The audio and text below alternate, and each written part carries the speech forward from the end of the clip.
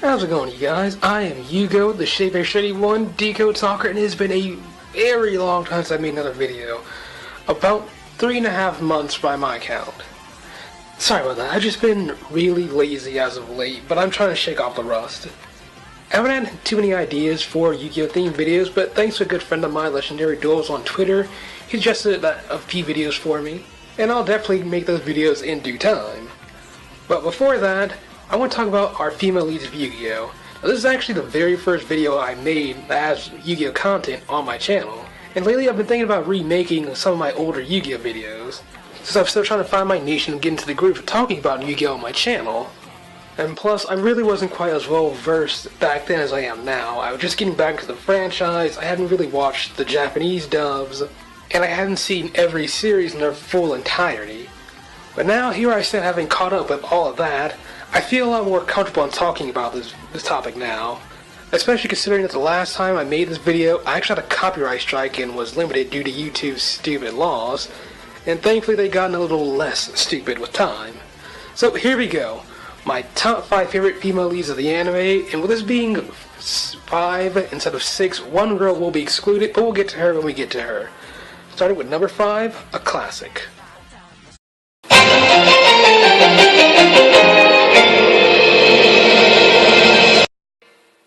The original female protagonist of Yu-Gi-Oh! And if you know me, then you know I'm not the kind of guy to give brownie points because of nostalgia. Really, Anzu is a character that's really hard for me to talk about because there's nothing really to say. There's not much to Anzu as a character because she's not really a girl of action, but rather one of support.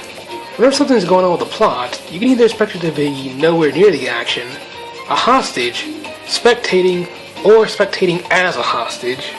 As far as being a character for support goes, she does a decent job of supporting her friends who duel, all 2 of them, but that's really about it. She's not a duelist, but she does have some merit as a duelist, having at least basic knowledge and skill of the game, although that doesn't mean much considering that we've seen beginners with no knowledge of the game make better combos and plays than she ever has, and is technically the only female protagonist, and one of few characters in general to have a spotless dueling record, but that's all you can really say about Anzu, which isn't really much at all.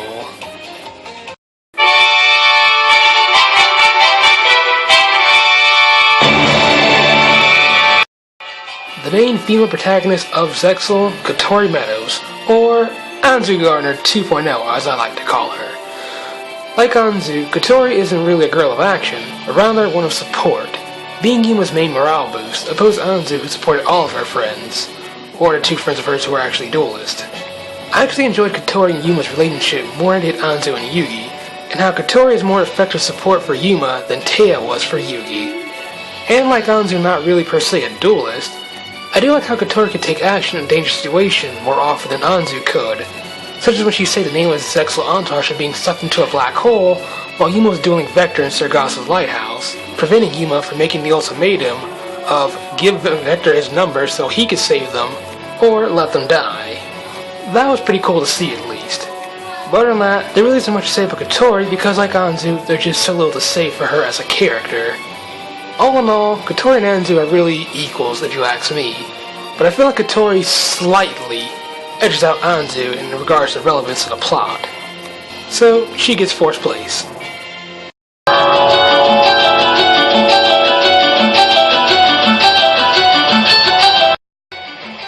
Oh, Yuzu. The female lead of Arc 5, and really, as much as I don't want to say this, she's the most disappointing female lead we've had so far. Yuzu was a disappointment because she had so much potential as a character, more than her predecessors even. Yuzu is unique amongst the female leads for being the only female lead to actually beat the protagonist in a duel. Although to be fair, it was more because Yuzu didn't know pendulum summoning, so make of that what you will.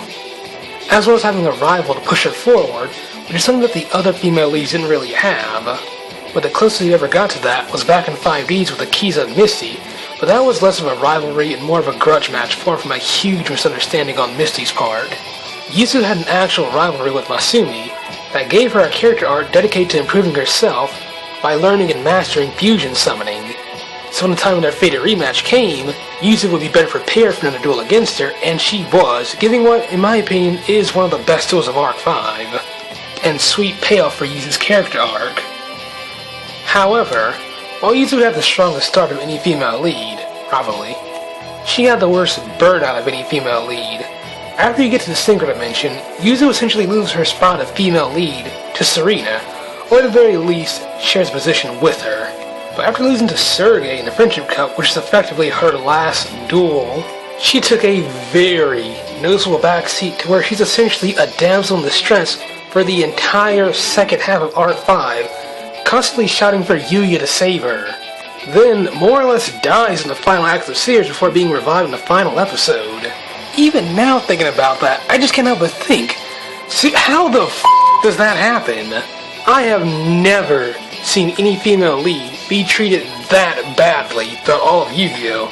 Then again, all four of these girls were treated badly in Arc 5. The female lead loses her spot essentially. She doesn't duel not once in the entire second half of the show, dies in the end, before being revived in the last 30 seconds of the final episode of the series. That's a new all-time low for Yu-Gi-Oh! Female leads.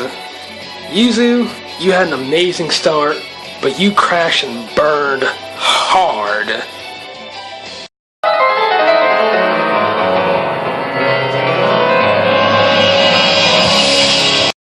The second female lead, the Graces series, although given the fact that she's from GX, is not that graceful. But it was at least a step in the right direction from Anzu. Asuka had a bit more role to play in GX, with her being a regularly featured duelist and one of Duel Academy's best duelists. But despite that, she wasn't per se overly important to the plot. But we can say that Asuka is a good prototype for those that have come after her. Decently competent, humble, very likable on her own, crush on the main protagonist. Yeah, sounds about right for a female lead in Yu-Gi-Oh! Out of all her female leads, she does have the most on-screen duels and wins, but most of her wins came from one-shot characters or gag duels, with only one of them being actually important to the plot, or what little plot GX had to begin with. She did get a second chance in the limelight when it came to Arc 5, and even though it's technically a different character, she was treated a lot better in GX. So really, this girl can't catch a break, can she? Now, as per tradition on my channel, before I unveil my number one spot, I want to talk about that one girl who was excluded from this list, an honorable mention, if you will. That honorable mention being our current female lead, Aoi Zaizen Blue Angel of Yu-Gi-Oh! Vrains, and the reason she doesn't have a spot on this list is because I feel like it's still too soon to judge her. We're only a little past the 1 year mark of Yu-Gi-Oh! Vrains. When we get to the halfway mark, then I will probably rank her amongst our other female leads. Regardless, out of our 6 female leads so far, Aoi is definitely the most interesting. In the beginning of Vrains, we see that Aoi is a star in Link Vrains, being an idol and one of its top duelists. But in actuality, she suffers from depression and anxiety since she's really a loner with no actual friends, since most people who approach her only talk to her for her connections to Soul Technologies. As well as seeing that Aoi desperately wants us to see her brother view her as an adult, rather than the scared little girl she was when her parents died, and understand that she can take care of herself. This makes for a really interesting character arc for Aoi, and it really does make one want to see how she grows and proves her independence to her brother, since that's the thing she wants most in the world. And so far, Aoi's character is coming along rather nicely. We see her first attempt at trying to duel and beat Playmaker fail. She gets put into a coma because of it, causing her brother to put her on lockdown, but despite that, she still chooses to fight alongside Playmaker against the Knight of Inoue, and has a rather exciting duel with Baira and saves everyone who's turned into another or put into the same coma that she was, earning her brother's praise and showing that he doesn't have to worry about her as much as he actually does. Now, we're in Season 2 where she's still an idol, but she's a bit more cheerful and confident outside of Link Vrains, being willing to try and talk to Yusaku in a friendly conversation after their less than stellar first meeting early on in Season 1, and shows a greater initiative to fight for others, showing it in her strength that we all knew she had, starting to come to the surface. So far, I'm loving Aoi, and I'm hoping she keeps this pace up to the end, or at least stays interesting, if she burns out like the others did. So Aoi, don't f*** up. Do your best, sweetheart.